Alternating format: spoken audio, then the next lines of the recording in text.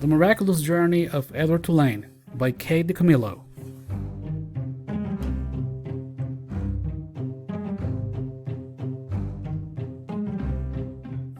Chapter 4.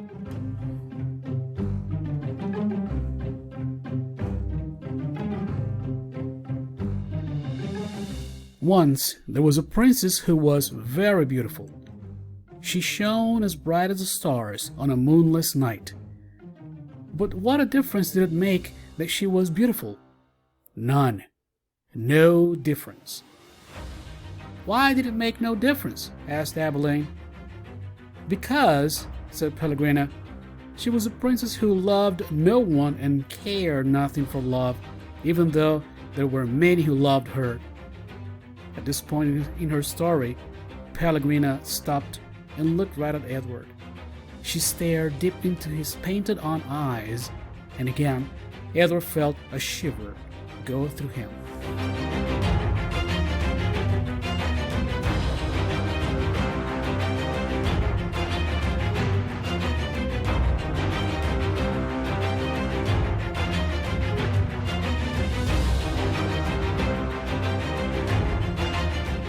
And so, said Pellegrina, still staring at Edward. What happened to the princess? Said Abilene.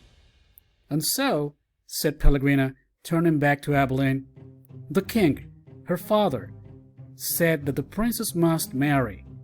And soon after this, a prince came from a neighboring kingdom, and he saw the princess, and immediately he loved her. He gave her a ring of pure gold. He placed it on her finger. He said these words to her, I love you. But do you know what the princess did? Abilene shook her head. She swallowed the ring. She took it from her finger and swallowed it, she said. That is what I think of love. And she ran from the prince. She left the castle and went deep into the woods. And so what? Said Abilene. What happened then? And so, the princess became lost in the woods. She wandered for many days. Finally, she came to a little hut, and she knocked on the door. She said, Let me in. I am cold. There was no answer. She knocked again. She said, Let me in. I am hungry. A terrible voice answered her. The voice said, Enter if you must. The beautiful princess entered, and she saw a witch sitting at a table counting pieces of gold. 3,622, said the witch. I am lost, said the beautiful princess. What of it? Said the witch. 3,623. I am hungry, said the princess. Not my concern, said the witch. 3,624. But I am a beautiful princess, said the princess. 3,625, replied the witch. My father, said the princess, is a powerful king. You must help me, or there will be consequences. Consequences, said the witch. She looked up from her gold. She stared at the princess. You dare to talk to me of consequences? Very well, then. We will speak of consequences. Tell me the name of the one you love. Love? Said the princess. She stamped her foot. Why must everyone always speak of love? Whom do you love? Said the witch. You must tell me the name.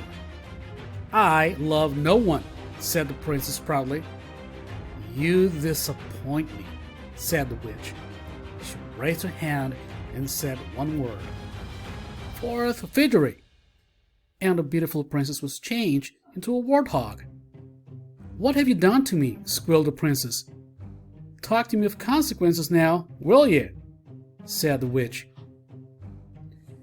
And she went back to counting her pieces of gold. 3,626, said the witch as the warthog princess ran from the hut and out again into the forest. The king's men were in the forest too. And what were they looking for? A beautiful princess. And so, when they came upon an ugly warthog, they shot it immediately. Pow! No, said Abilene. Yes, said Pellegrina. The man took the warthog back to the castle, and the cook slit open its belly, and inside it she found a ring of pure gold. There were many hungry people in the castle that night, and all of them were waiting to be fed. So the cook put the ring on her finger and finished butchering the warthog. And the ring that the beautiful princess had swallowed shone on the cook's hand as she did her work. The end. The end? Said Abilene indignantly. Yes, said Pellegrina, the end. But it can't be. Why can it be? Because it came too quickly. Because no one is living happily ever after, that's why. Ah, and so, Pellegrina nodded. She was quiet for a moment. But answer me this. How can a story end happily if there is no love? But well, it is late, and you must go to sleep. Pellegrina took Edward from Abilene. She put him in his bed and pulled the sheet up to his whiskers. She leaned close to him.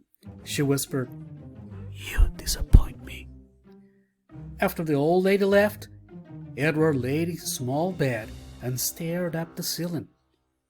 The story, he thought, had been pointless. But then most stories were. He thought of the princess and how she had become a warthog. How gruesome, how grotesque, what a terrible fate. "Edward," said Abilene, "I love you, and I don't care how old I get, I will always love you." Yes, yes, thought Edward. He continued to stare up at the ceiling. He was agitated for some reason that he could not name. He wished that Pellegrina had put him on his side so that he might look at the stars. And then he remembered Pellegrina's description of the beautiful princess. She shone as bright as the stars on a moonless night. For some reason, Edward found comfort in these words, and he repeated them to himself. As bright as the stars on a moonless night, as bright as the stars in a moonless light, over and over, until at last the first light of dawn appeared.